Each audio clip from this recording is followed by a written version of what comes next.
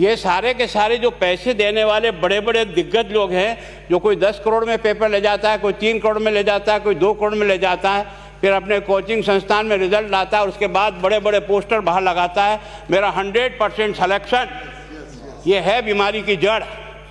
अगर मार करना चाहते हो तो यहाँ करो, तब तो जाकर के इसको कोई रोक सकोगे। बाकी से केवल मन को संतुष्ट करने का काम करो तो ये राजस्थान के उस गरीब बच्चे के साथ न्याय नहीं होगा, जो बड़ी मुश्किल से पढ़ता है, अपने घर में बूढ़े माँ बाप को भूखे मार के पढ़ता है और उसके बाद परीक्षा के लिए जाता है, रोता हुआ घर लौटता है।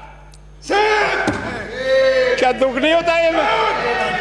हम लोगों के मन में कोई रहम नहीं है कि आखिर उस बच्चे का क्या होगा जो अपनी बड़ी पीड़ा के साथ पढ़ रहा है।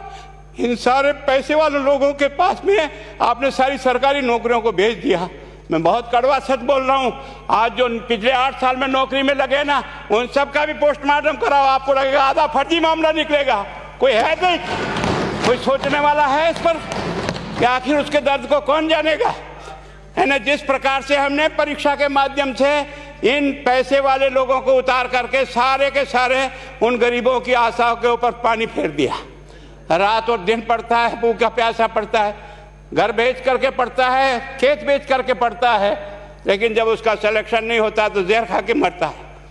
कोई इस पीड़ा को समझने के लिए तैयार नहीं है। और हम इस कानून को ला करके दुनिया को बताना चाह रहे हैं कि हमने इतना बड़ा कानून कर दिया, इस कानून से कुछ भी नहीं होगा। मैं आज आपको कह रहा हूं, ये जो आपने नए प्रावधान जोड़े हैं, मैं सोचता हूं कि मुझे कुछ बोलने की इच्छा नहीं, मुझे बहुत दुख है इस बात का। क्या होगा ये?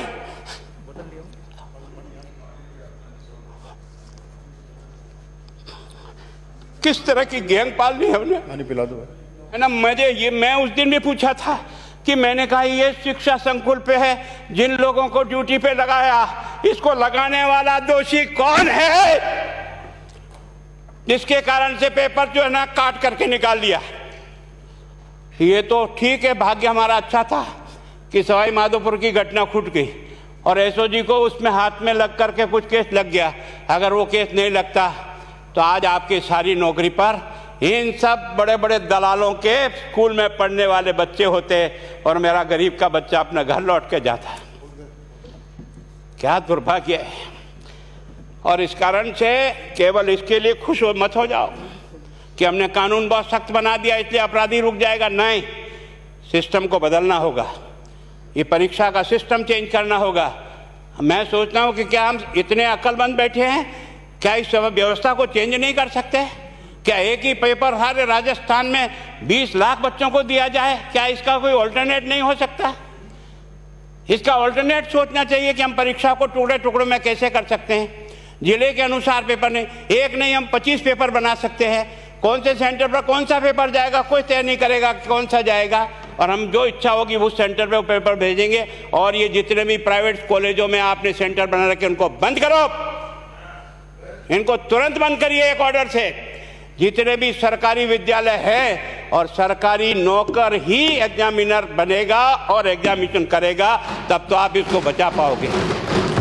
ताकि आप और मैं कितने भी कानून बदल कर दें, आपका वो जांच करेगा, आपका वो अधिकारी आएगा। आपने कहा भाई सेशन जज के नीचे नियुक्ति नहीं होगी, इसके अलग से कोर्ट होगा, बहुत अच्छी बात है। प्रोविजन जो आपने डाले हैं वो स्वागत योग्य, स्वागत करता हूँ, पर इन प्रोविजन को लागू तो आप और मैं ही करूँगा, कौन करेगा?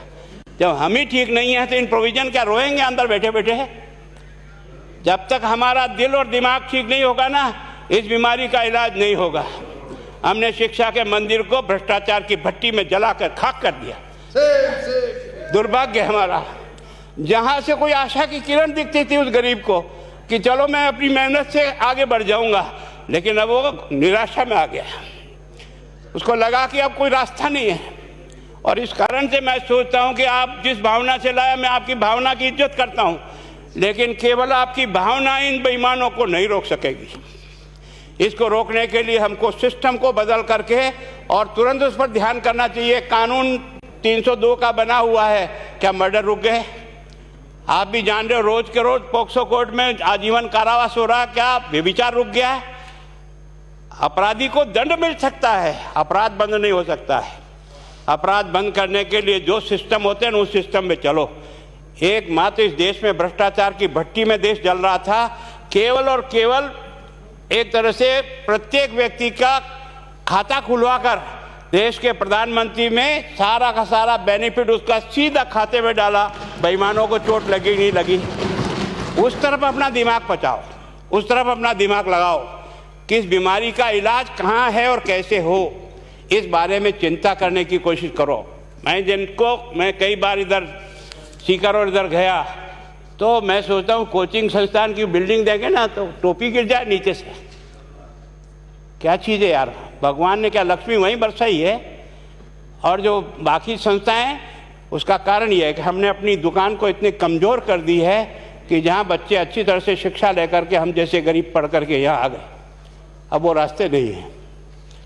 और इस कारण से मेरी बहुत विनम्र प्रार्थना है, इस बीमारी का इलाज चाहिए बच्चे को, कानून से नहीं होगा, कानून के अलावा होगा, और उसमें आप करें। धन्यवाद। Thank you.